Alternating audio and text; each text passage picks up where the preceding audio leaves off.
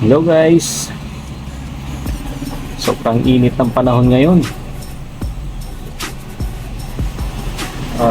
Dito sa amin sa Palawan ay nakakaranas kami ng 42 degrees.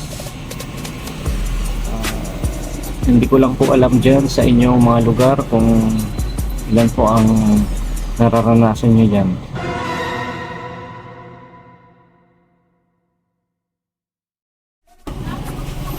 Ang unang-una po natin gawin dahil mainit ang panahon, lagi po tayong maligo kahit na limang beses sa isang araw tayo maligo, gawin natin para lang maibsan natin yung mainit na panahon.